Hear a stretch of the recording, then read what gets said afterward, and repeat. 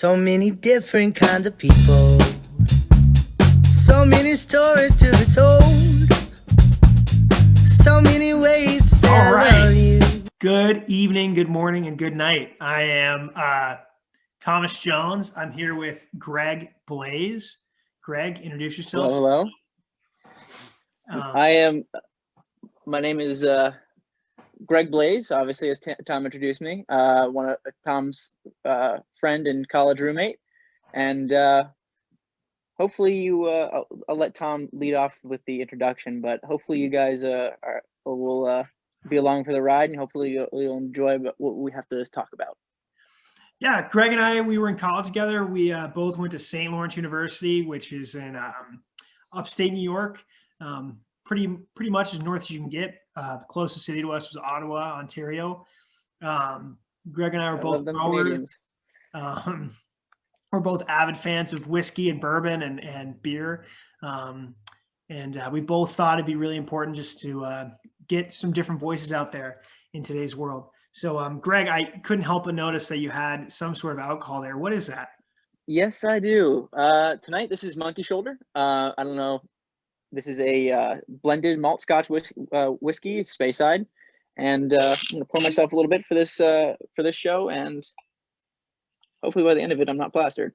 That looks good. That's about a finger. That looks finger really and a half. That's perfect. So, Greg, the tasting. Oh, hold on. Let me go over the tasting notes.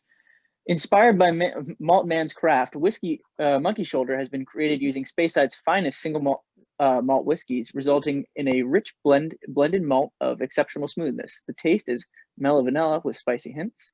The nose is zesty orange, vanilla honey, and spiced oak.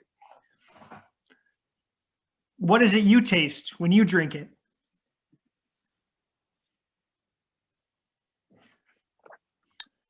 The wonderful burn of alcohol. Perfect. That's what we like. So yeah, welcome to Lowcountry Radio. This is our first podcast here. We're going to go around and basically just kind of talk about what our main objectives are here with this podcast, with this forum that we're having. And, maybe go and talk about some topics that are in the news and just basically just have an open and honest discussion about things that are going on in the world. So, Greg, what are your ambitions here with this podcast? Where do you see it going? What would you like to do with it?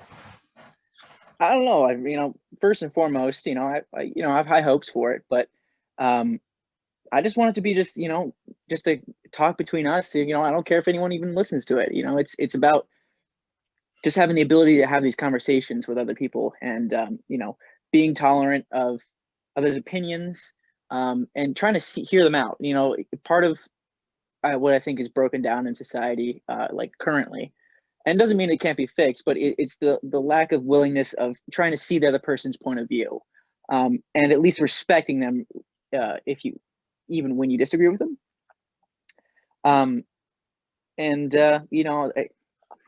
Hopefully we can achieve something here. Right. I mean, that's absolutely. I agree with you 100%.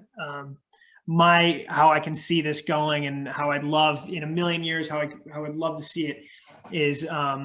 Just an open forum where we can have people from all sorts of different political backgrounds, social backgrounds, cultural backgrounds, and have them come in and just have a discussion, moderate it, and just let people actually talk about what's on their minds instead of the kind of bobbling heads that we see on Fox, CNN, MSNBC, and the other syndicated type news networks. So I'm really excited, Greg. I'm really happy you're on board here. I'm excited as well. Yeah.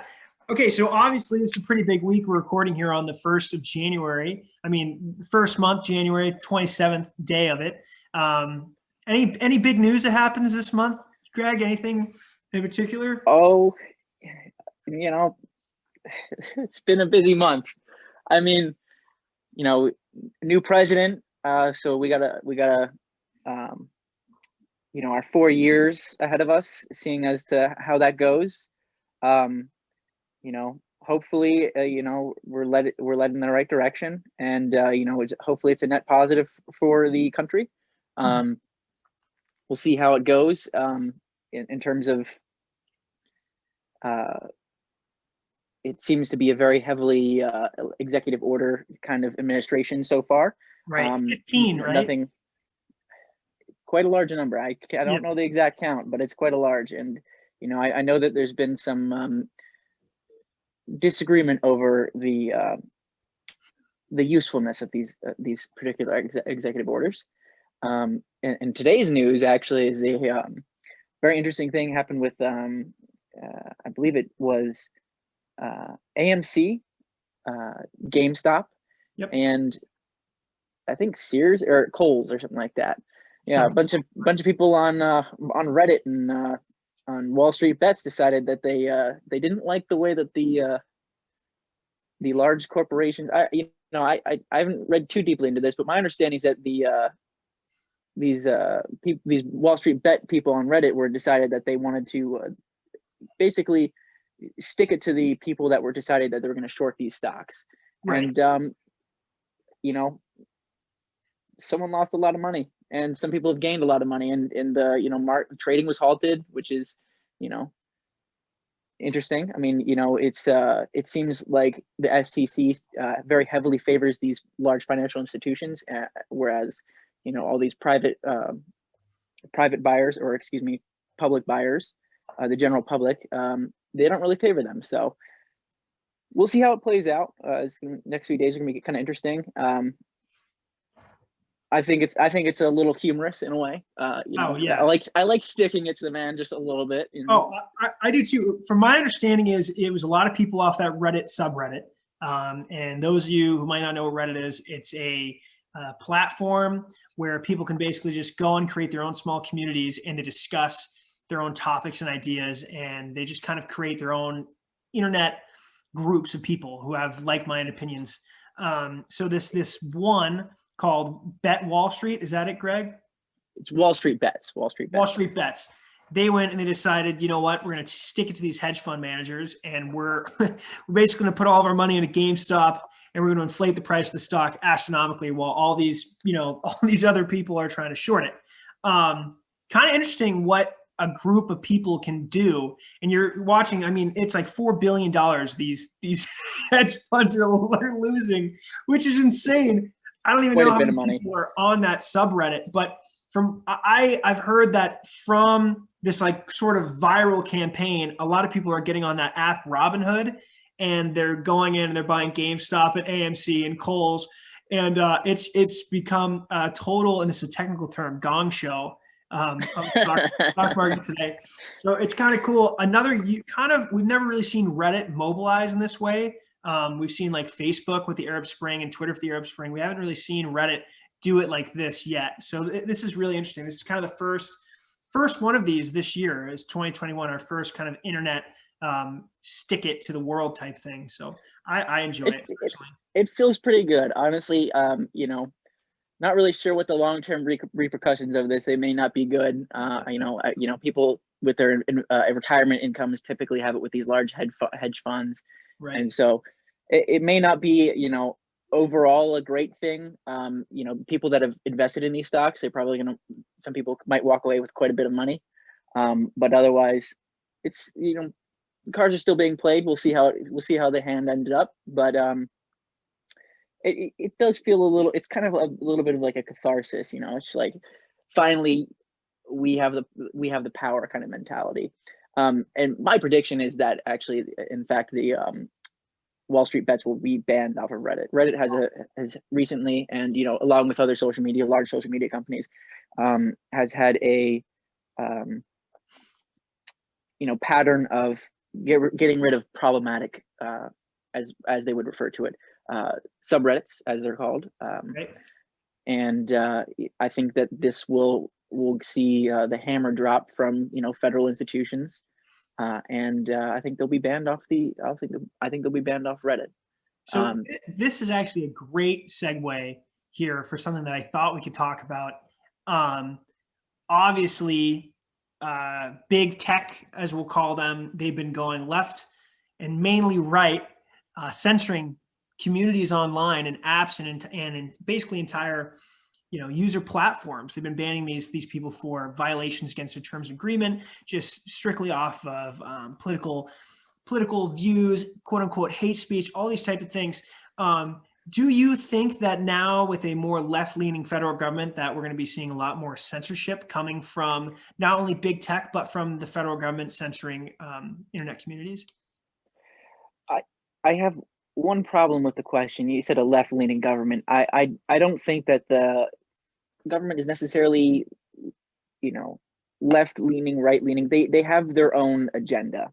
Right. And to me, it's the agenda of the rich and the powerful, the kind of people that stay in Congress for years and years and years, so I think that that's their agenda, and I think that besides that, we have obviously some people would refer to him as a centrist in today's center left in today's political landscape, but we have a center left, Joe Biden leading the leading the ship, to put it. It's kind of pointing the direction as to where we're going to go. But I always felt like they would use any excuse they could find in order to institute these policies. And now that they have the excuse, they're going to do it.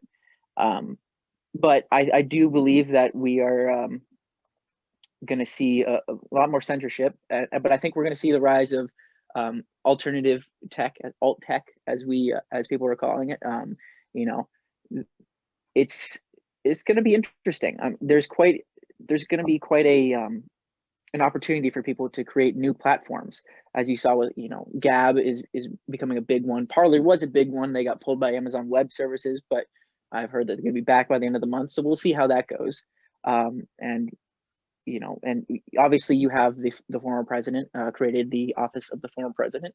I believe in a mocking reference to Joe Biden's office of the president-elect, excuse me.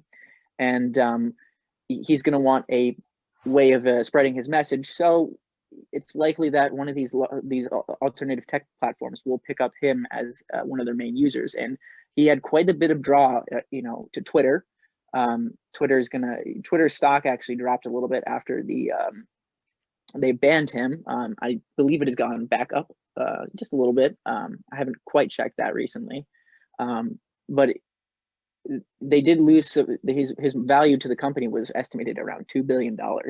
So whatever platform picks him up is going to do very well. And we're going to see whether they want it or not. Parler is going to come back online. Who is this you're talking about? Who is this you're talking about? Who are they bringing? Oh, back? I'm sorry. I apologize. The former president, Donald J. Trump. Okay. Yep.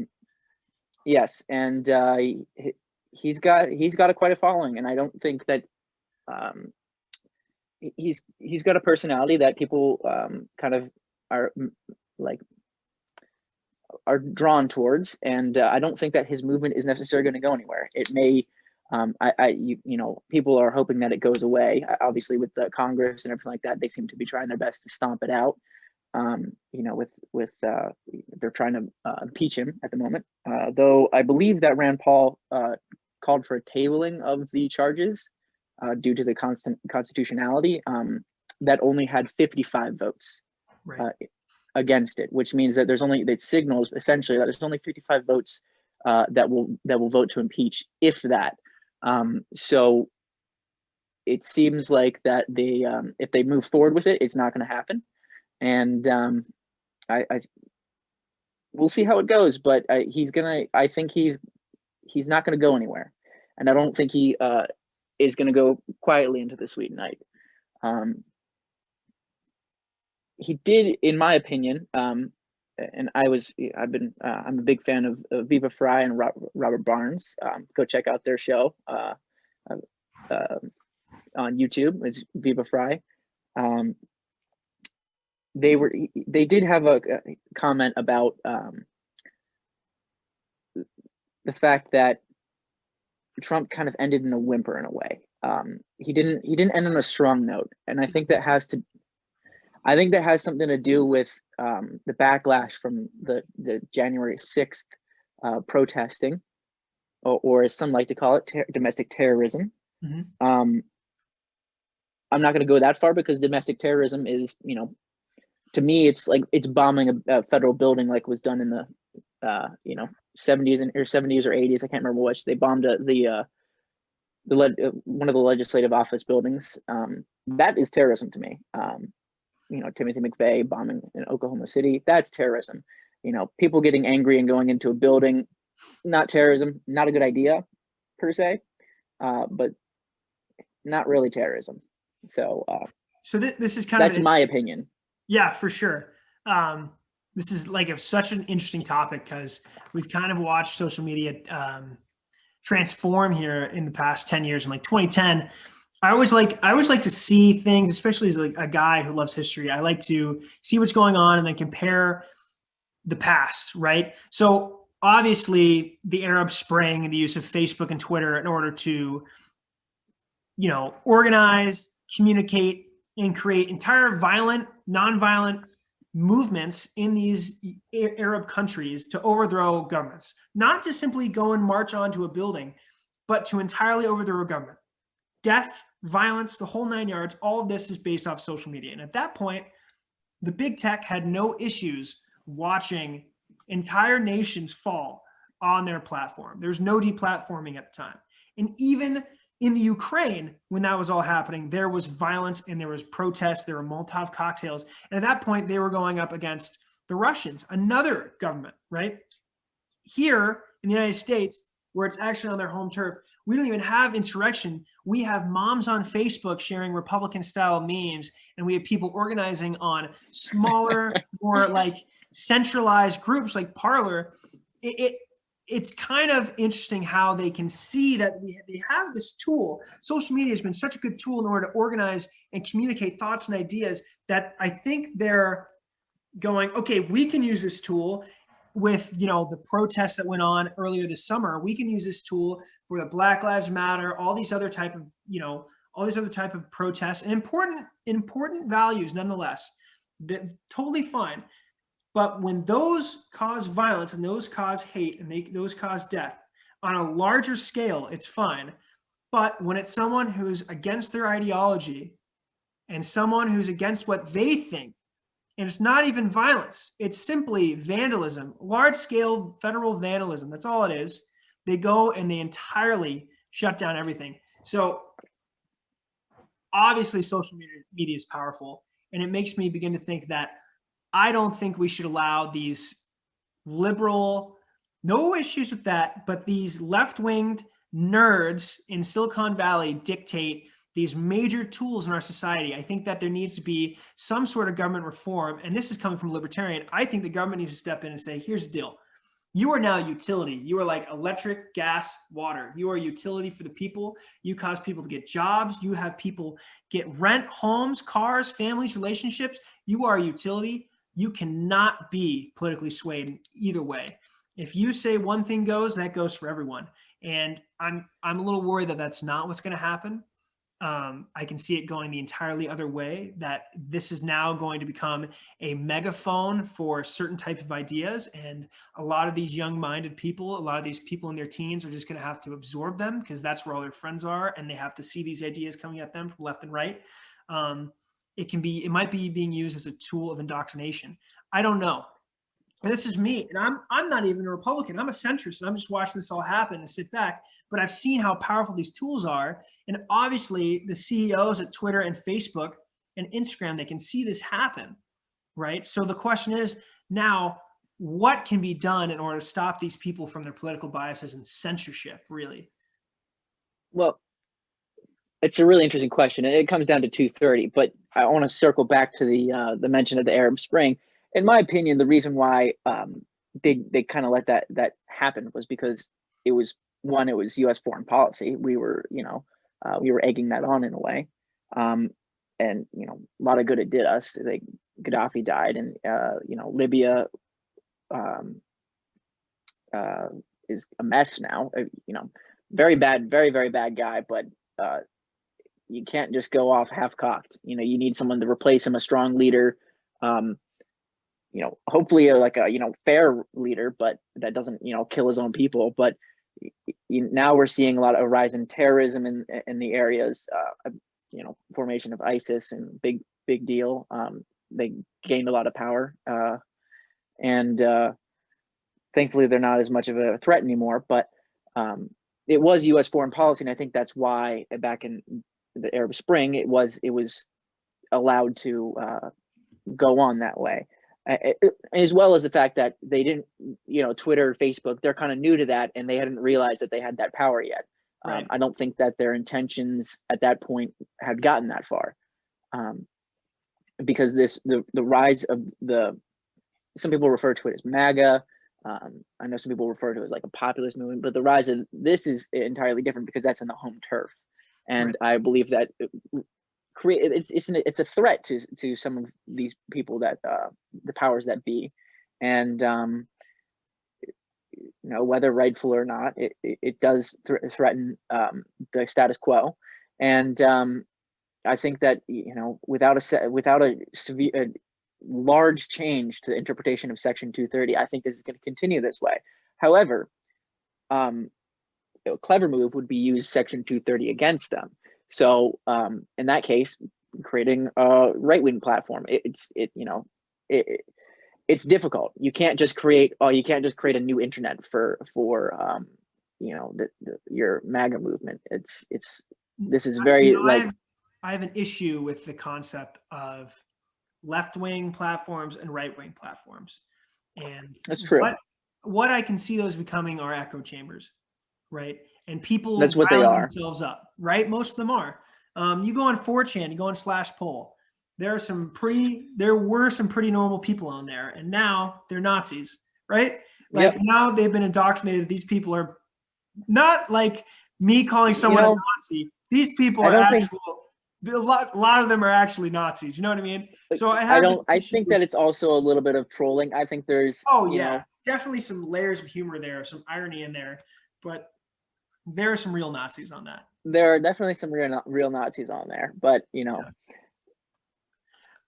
my whole thing is my issue with this is the largest problem in our country is the farther separation between the left and the right, and the lack of middle ground. And instead of there being a flat valley where people can meet and talk, it's becoming just a giant sinkhole in the middle where there are no ideas. Everything's just disappearing in there. And I feel that if we create a left and a right platform, it's just going to go farther and farther. And then we're going to be too far apart to ever understand one another.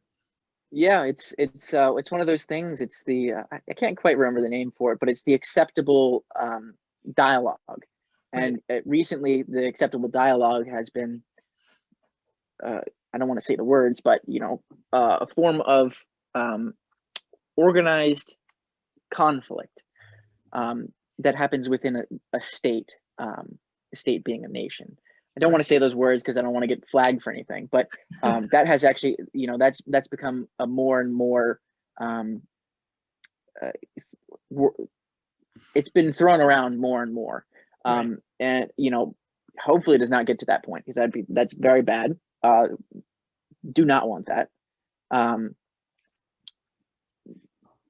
But another thing I saw was you were talking about the gap between the left and the right, and there was I can't remember what it was. I can find it and put it in the show notes. But it was between 2015 and 2017 or something like that. It was the difference in ideological opinion, and they polled people, and you could see there was quite a bit of overlap in the earlier year. And then as the time moved on, this is 2017, 3 years ago, the overlap is minimal, very, very minimal. So it shows that people are moving further left and further right.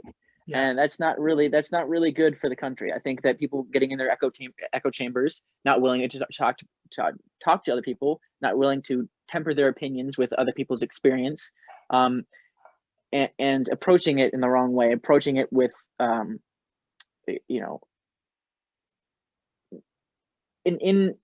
insincere attempt to create a dialogue. It's not helping anyone. I think that also, the more middle of the road people, I think are hopping ship more. They're coming, like, in my opinion, Dave Rubin, very middle of the road guy. Tim Pool, very much so a fence sitter, as people like to call him. And I see them as more as right leaning than anything. And I think that has to do with the lack of. I think the conservatives, or the more right, have a more. They're more open to other people's opinions. I would say, in my experience as a whole, I don't know if that's 100% true. I can't factually back that up, but that's been my experience, and I think that's the reason why people are fleeing the Democrat moniker, and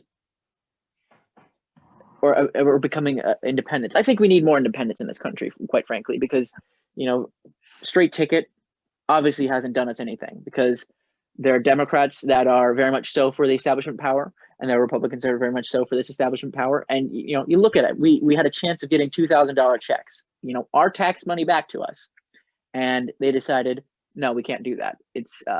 That's socialism. Would have been pretty nice. It would have been very nice. That would have been quite the boon. I'd been able to pay off some loans. Obviously, we just got out of college. Still something that's on our minds. So it's one of those things where when you see Nancy Pelosi and Mitch McConnell like doing the elbow bump, giving each other's pats on the back, it seems so tone deaf. It's those kind of people that I just can't really I can't abide by. They have no concept for the American people. It's all about themselves. You can tell that from their actions. They get their own health care. They exempted themselves from Obamacare. They exempt themselves from insider trading. All these rules for thee, but not for me kind of attitude. And I don't like that attitude. It's my personal experience. I do not like it. I don't know about you. I imagine that you don't as well. Oh yeah. I think that there are a lot of things that needs to happen in this country. Major political reform needs to happen. We've gone pretty far away from where our founders, when they decided to find this republic, we've gone pretty far from that. I would say we have strayed pretty far as well. Yeah, and hopefully I think that that's our goal is maybe not directly, but indirectly kind of lead us back that direction between the two of us. Yeah, for sure. 100%. My biggest issue right now are these politicians who have been there forever. They have no reason to change anything. They know they're going to get reelected because of their voter base. They don't actually help anyone. All they do is hurt, and they take and they steal and they lie and they cheat. And that is not the correct way. You could have just said politician. Right. You need to say those extra words. True. Let's think. What are some other topics here we can talk about? Well, I think it's funny is we were talking about Gaddafi and the Arab Spring, and some of those dictatorships, they had approval ratings of 13%. I believe the approval rating for Congress polled, and then it was 99. Yeah, unless they're doing the poll. They have 101%. They have 101% approval rating. Don't worry about it. Don't worry about it. I believe that the approval rating for Congress, it changes obviously, but I believe at one point it was in the single digits, high single digits, less than these countries that have been flipped, have had violent overthrow of the government. So it's kind of we're not condoning that. I'm saying but I know exactly what you're saying. Let me look at the camera and say we're not condoning overthrowing the government of the United States. We're not. I absolutely do not. It's just it kind of shows the interesting politics in the United States. The main legislative body has such a low, the only legislative body for the entire country has such a low approval rating, but yet the American people are willing to see it out. Hopefully something's changed. I think that's kind of the thing that makes Americans unique is their hope, I guess. Maybe it's misplaced in this instance, but I little bit of political bias there, Tom. But I thought it was an interesting comparison. I'm not trying to make any sort of statement here. I think Americans are used to getting fucked up the ass, and now we don't know. Now we say thank you. Maybe I have another. Please, sir, may I have another? Right. I think they just maybe. Yeah, you're right. Actually, I changed my mind on that. I think that it's such the status quo that they've kind of given up. $2,000. Okay, listen to this. We're rationalizing $2,000. How nice it would have been. That would have been fantastic. How many jobs have been lost? How many businesses, people's dreams have just gone down the toilet? Like entire cities have fallen apart. I lived in downtown Minneapolis. I've seen this happen firsthand. I've seen the reverberations of the events that happened in the summer, and I've seen the coronavirus hit a downtown harder than anything I could have ever imagined, right? And we were so excited for $2,000. What would that have done? That couldn't have paid a week's worth of salary for your employees. But everyone was so excited for that, right? And we're not even getting that. And we're like, you know what? I knew it was too good to be true. Here is your $600. Go away. Don't bother us. Here's your Xbox. I think the worst part about it is, for people our age, there are instances where if you are dependent for the last year, you do not get the money. Actually, I'm not sure. I know for the first round of stimulus checks that you did not get the money, period, because you were dependent in the previous year. Even if you weren't a dependent this year, it was your previous tax filing. And that seems like, such a way to forget that there are other people in the country. I mean, I know you have to legislate it in a certain way where you can't have loopholes, but you've basically left out an entire group of people that could have used it. For sure. People our age have debt, student loan debt, with their unwise financials, credit card debt. I mean, and it's difficult getting a job in this situation. So having that money would have been a great help. And have their rent. Some young people have had to move back with their parents. I know a few because they just couldn't make it. So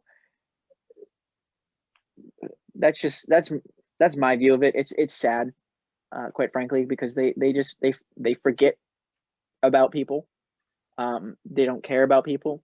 I think they rationalize it as when I say they, I mean Congress. I think they rationalize it as it's helped some people, so that's all we need to worry about. Right. It is a kind of a damned if you do, damned if you don't, but try your best to help as many people as possible. Like, you have that opportunity, and they don't take it. It's not like they don't have money. Like, as you can tell, I'm a little bitter. Read into that what you may. But yeah, that's. Sometimes if I talk about this too much, my blood pressure spikes. I'm going to give you a scenario here. We both went to school in St. Lawrence County in upstate New York, one of the poorest counties east of the Mississippi. I was recently up there. Mm-hmm. A lot of businesses that are cornerstones of that community are gone, and they'll never be back. Yeah, those small businesses, those people that put their heart and soul into, blood, sweat, and tears, all their money, all their life savings, gone, and they're not going to get anything out of that.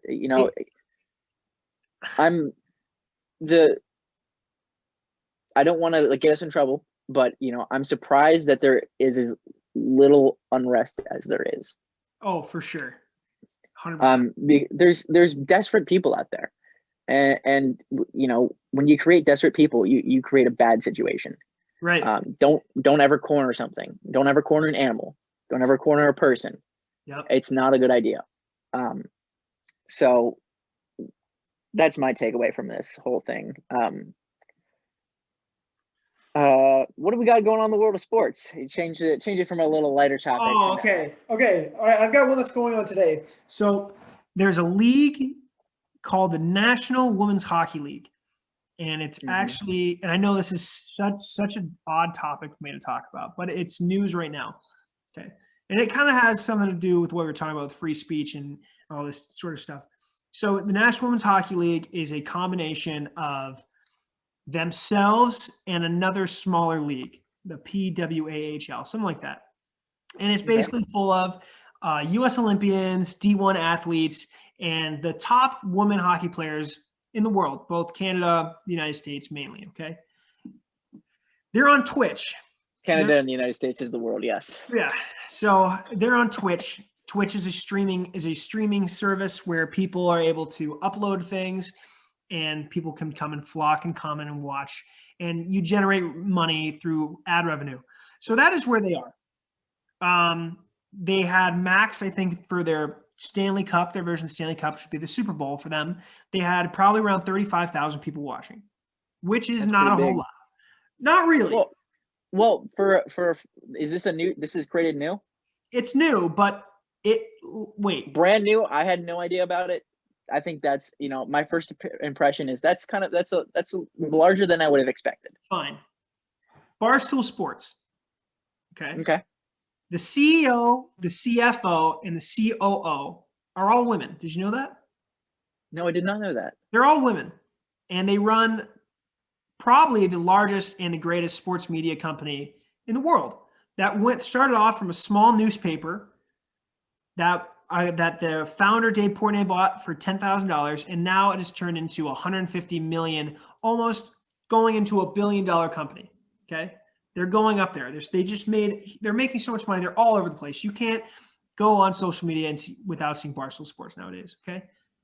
Yep. Barstool Sports offered the NWHL for free.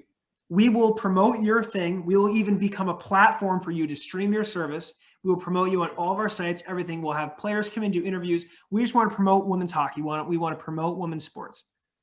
And they said, no, you are a misogynist. Oh, Lord. You are misogynists, and we will not participate. And that was after the CEO of Barstool Sports. She had on players from that league. She's a huge hockey fan. She had players on from that league during the podcast to promote their own personal brands. They're now even going out and attacking her and the rest of the brands. You know what Barstool's doing? They're creating their own women's hockey league, and they're taking all the players away from theirs. And that's today. It's happening today. So that's actually a very interesting development, and I'm quite interested to see this women's hockey league. In terms of gameplay, I think it's a much faster game from the games I have seen. It's much, there's less pausing, and in my opinion, a little bit more finesse in a way. I agree. I think there are a lot smarter plays going on in women's hockey. I think it's dirtier than men's hockey. If you're looking for dirt and you're looking for like old school hockey plays, nothing's better than watching two girls beat the crap out of each other, right? Because they can't really hit, so they go for dirty slew foots and knee on knees, and it's screwed up, but it's intense. And they chirp. Can you imagine how vicious a women's hockey player chirps are to one another? I couldn't imagine. I don't want to be in the middle of that. I'd crap my pants. I would just cry. I'd sit there and crap my pants. So I'm interested to see what Barstool Sports will do with that. And this is something that is a platform that is against censorship. And now they have all these other corporations, even politicians coming after them. It's interesting. And they have so many different viewpoints. They have so many different people coming on and talking. It's crazy to me to watch that an open-minded and non-biased platform like Barstool is being berated by the media for being. Yeah, well, they're a threat. I mean, I have heard of Barstool, obviously. Right. You couldn't escape them if you're on Instagram, especially. Yep. And I find them quite entertaining. I haven't been on Instagram very much lately. I think it's a bit of a time sink, but. Yep. They were my number one time sink. Let's put it that way. And I found them quite entertaining. And I wouldn't ever bet against Barstool because they're that popular. They bring they're the only company that like I think would bring the young people, and I think that they bring the people that it's you look in the comment section and you'll see like the diversity of opinion. I mean, it's Flame Wars, obviously, that's all it is, but it's not like they have one audience. It's not like CNN or Fox where it's like we have one audience. I think a better example would have been MSNBC, but they got people that they're just interested in sports. They're just interested in laughing at things.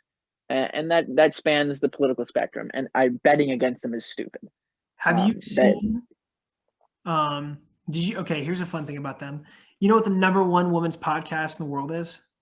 I believe it was the I can't remember the name of it. The two women I can't. It's Call Her Daddy. Blank on. Yep, Call Her Daddy. There we go. You know who produces that? Barstool. Is it? Yeah. Oh no. Yeah. I knew that. And that is one of the most promoting women positivity type thing on the internet. On the internet. No. And yet the CEO, CFO, and they're misogynistic. These three women. I don't know. It's just crazy to me. We live in a clown world. Yep. Yeah. I mean, it's a little bit of George Orwell's double thinking in a way. You can't. I've seen the term internalized racism or something like that in regards to what's the term, Trump supporters of color or something like that.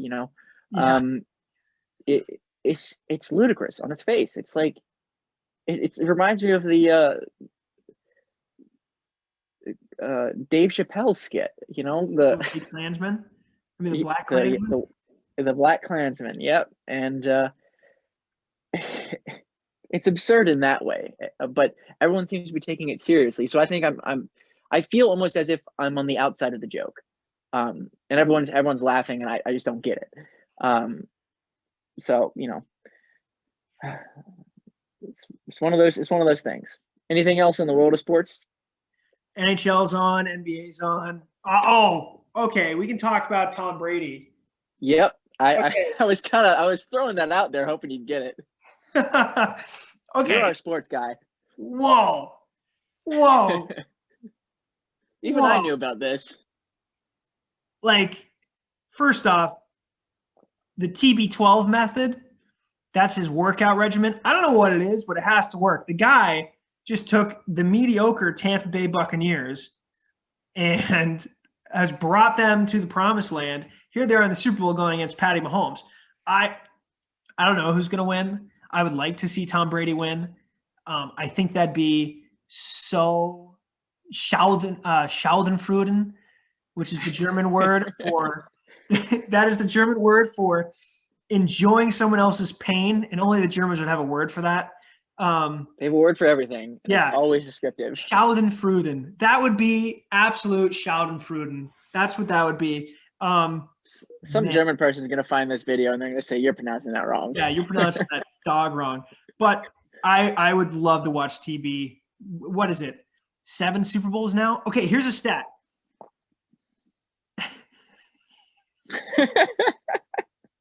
Okay, ready?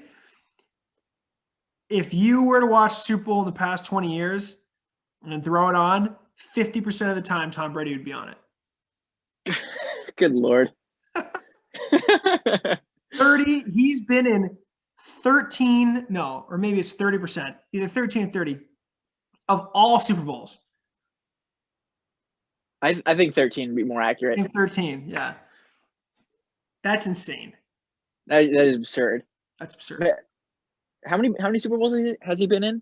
I don't know, but he's won 6. 30 might be accurate. He won. If it's. Let me look. I'm gonna look right now. now. It'd be 13. It'd be 13. Closer to 20%. Yeah. There's what, we're 57 this year. Yep. Yeah. Yep. I'd say 13. 13. 30 is a little high. 13, man. So I would like to watch him win again and then go off into the sunset. But you think he'd retire after that, or do you think he'd keep on playing? I don't know. I think he'd keep on playing. I thought he was going to retire New England Patriot, but honestly, with all those Patriots fans at school, I'm a contrarian in a way. Just watching them lose, it just makes me a little happy. It was so awesome watching them lose. Especially after, not getting Tom Brady the people that he needed, and him stepping away from that team. I got something against Boston fans. I don't know what it is. Scummy. If you're from Boston, turn off the podcast. Scummy Boston sports. That's all I got to say. The one of you from Boston listening to this, turn off the podcast. we're gonna get in trouble over that one. We apologize. Boston is a wonderful city. We know many people from Boston. Great historic city. Now you have Rob Ryan, which is a huge plus. Gregor, which is a huge plus. Everyone loves those two. That was the best acquisition Boston's ever made in the past 20 years, is adding Gregor and Rob to their to the repertoire of people. It's a beautiful city. I've been there once for the head of the Charles Regatta. It was quite the event. I quite liked it. Just got something against their sports teams. I don't know what it is. Do you want to talk about rowing? Maybe another time. Okay. I can talk about that for hours. Yeah, same here. We'll save that for the viewers for next time. We'll talk about our rowing stories. We got to throw on one funny story. Okay. Nothing crude. Well, that eliminates 99% of stories. That eliminates 99% of your stories.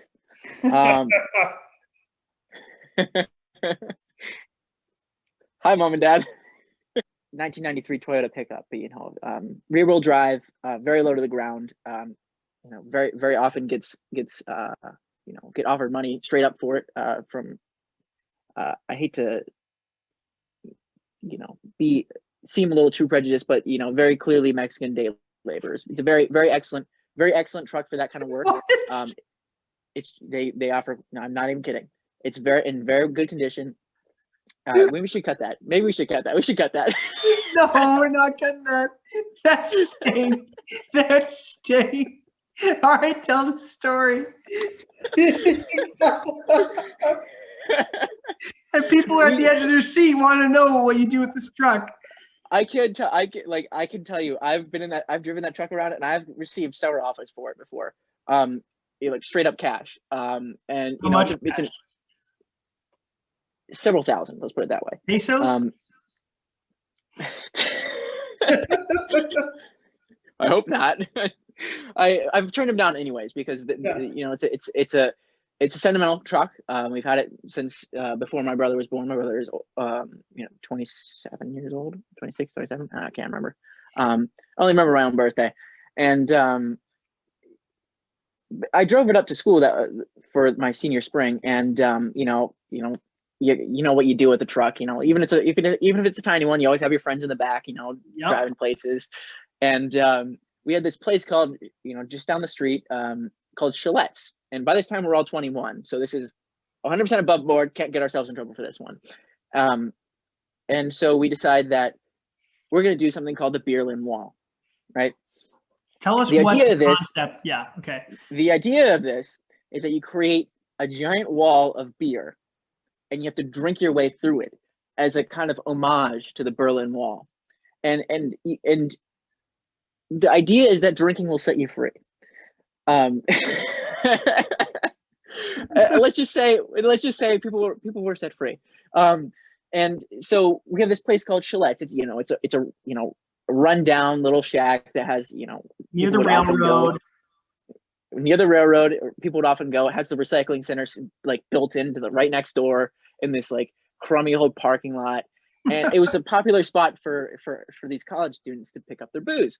And so we go in and we're doing this, and I said, how many do you think we'll need? So we estimated the space between the door, and we decided, okay, we're gonna get about 15, 30 racks of beer. And so I'm like, all right. So we pick them up. We've got just 15, 30 racks of beer. And there's 3 of us there. Yeah. So it was obvious that we were planning something, and I think they realized that it wasn't all for us. At least I hope so, because they didn't try and stop us. So I was, that'd be a little concerning. So we put these 15-30 racks of beer in this tiny little bed of the truck. It took up probably like 3/4 of the bed. 6-foot bed. It's tiny, and driving this tiny little truck through town with just a shitload of beer. Can censor that out in the back, and we set this up, and we decided to do a theme. The theme would be West Germany, East Germany, and the West Germany and East Germany. For this, we did have flags. We bought flags for this. I believe someone still has the East German flag that is on the rowing team. I think Evan does. Someone. West German flag, excuse me. Anyways, so kind of to give you some background, there's suites. We lived in a suite, so there are 4 of us. The names are Evan, Gregor, Tom, you, and me.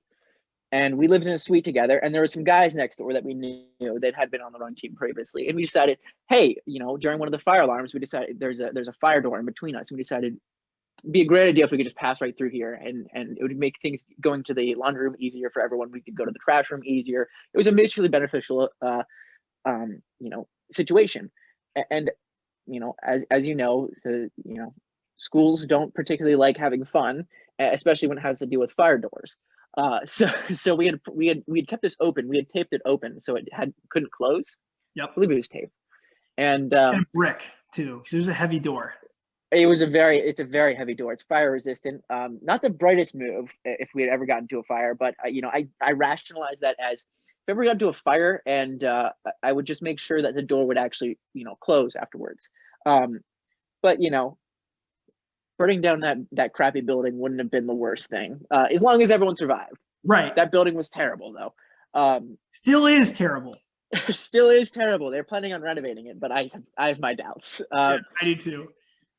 Anyways, we had gotten in trouble previously for leaving this door open, and we kind of been like, oh, we don't know why that's open like that. Like, and it's like dumb. So weird. Yeah, one day it was like they're coming to repair it, and it was fixed, and and then we went back and promptly did what we were supposed to do.